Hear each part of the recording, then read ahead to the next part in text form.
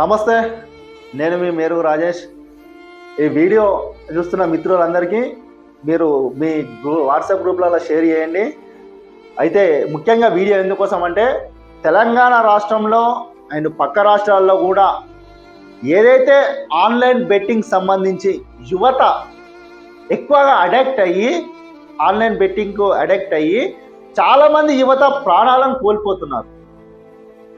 అయితే నిన్నటికి నిన్న కరీంనగర్లో కూడా ఒక యువకుడు ఆన్లైన్ సంబంధించి ఫోన్లో యాప్ ద్వారా 5 లక్షల రూపాయలు పోగొట్టుకొని తను బలమరణానికి పాల్పడి ఆత్మహత్య చేసుకున్నాడు. 5 లక్షల అప్పు తీర్చలేక ఇది ఏదైతే ఫోన్లో ఏదో యాప్ ఉంటుందట, ఆ యాప్ ఏది ఆన్లైన్ రూటర్కి సంబంధించి యాప్, ఆ యాప్లో డబ్బులు పెట్టి ఆడి 5 లక్షల రూపాయలు పోగొట్టుకున్నాడు. ఇట్లా ఈ ఒక్క యువకుడే కాకుండా తెలంగాణ రాష్ట్రంలో ఎంతో మంది యువకులు గతంలో కూడా అటు వరంగల్లో తన చెల్లికి పెళ్లి కోసం ఒక యువకుడు డబ్బులు వాళ్ళ నాన్నగారు తనకి ఇస్తే తను ఆన్లైన్ బెట్టింగ్ పెట్టి డబ్బులు పోగొట్టుకొని తను కూడా ఆత్మహత్య చేసుకున్నాడు. ఇట్లా ఎంతో మంది యువకులు ప్రాణాలు కోల్పోతూనే ఉన్నారు. కానీ ఎవరు కూడా ఆ గేమ్కు మాత్రం దూరంగా ఉండలేరు. మిమ్మల్ని కన్న తల్లిదండ్రులు ఎంత ఇబ్బంది పడి మిమ్మల్ని పెంచి పోషిస్తే మీరు ఈ ఆన్లైన్ బెట్టింగ్లకు అడిక్ట్ అయ్యి మీరు పని చేయకుండా, ఉద్యోగాలు చేయకుండా, ఏదైతే మీరు తక్కువ డబ్బులు పెడితే తక్కువ డబ్బులు పెడితే ఎక్కువ డబ్బులు వస్తాయని చెప్పి ఆశ కొద్దీ ఈ బెట్టింగ్ల అలవాటుగా పడుతున్నారు. కానీ ఆ బెట్టింగ్ల అలవాటు పడి మీరు ఒక్కసారి 2 సార్లు 3 సార్లు కొన్ని డబ్బులు పెడితే కొన్ని డబ్బులు ఇచ్చుకుంటా ఈ ఆన్లైన్ రూటర్ యాప్ ద్వారా కొంచెం మీరు ఆ ఆశ కొద్దీ మీరు ఆన్లైన్ బెట్టింగ్ ఆడుతూ ఉంటారు. కానీ అలాంటి యాప్ల ద్వారా ఎక్కడనైనా ఎవరైనా బాగుపడ్డదని ఎవరైనా ఒకరు చెప్పిర్రా? మొత్తం ఫేక్. ఈ ఆన్లైన్ అనేది పెద్ద మోసం. నువ్వు 10 రూపాయలు పెడితే నీకు 1,00,000 రూపాయలు వస్తే ఎక్కడికి వస్తాయి? ఎవరు ఇస్తారు? యువతని ఇట్లా ఏదో అడ్వర్టైజ్మెంట్లు ఇచ్చి యువతను వాళ్ళు అట్రాక్ట్ చేసుకొని ఈ యువతల నుంచి మొత్తం ఆన్లైన్ బెట్టింగ్లు ఆడిపించుకుంటూ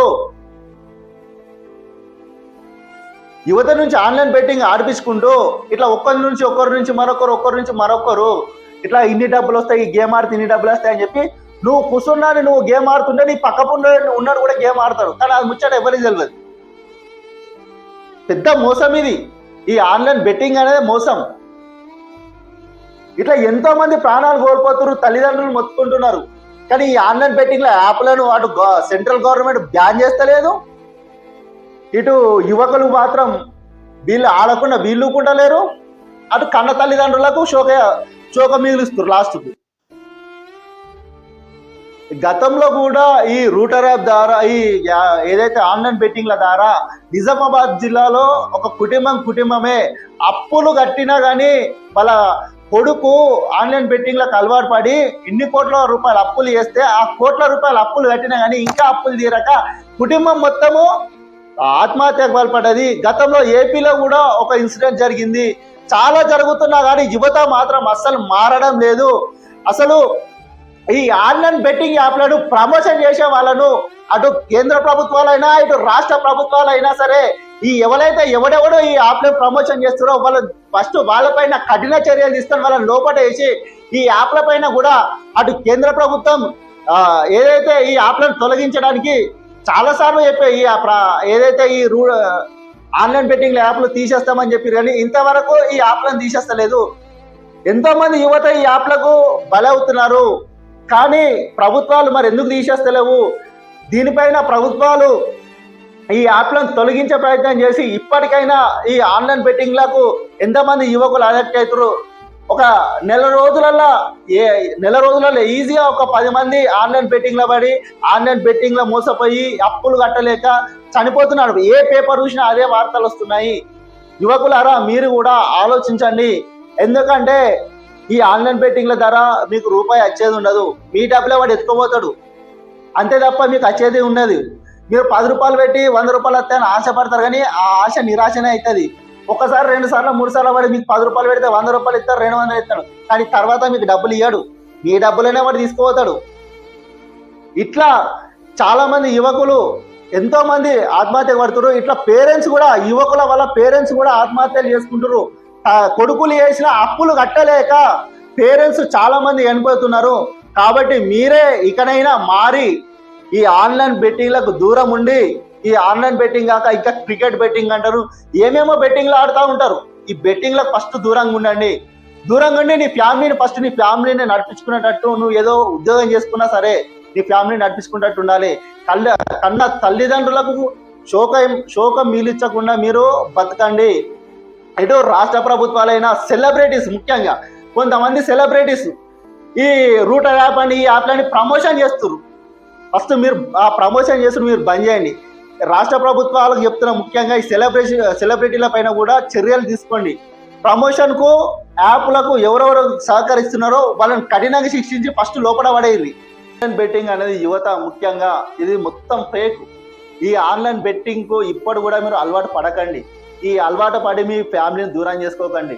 ఎందుకంటే కుటుంబంలో ఒక వ్యక్తి దూరం అయితే ఎంత ఇబ్బంది ఉంటుందో, ఎంత బాధ ఉంటుందో అది మీ అందరికీ తెలుసు.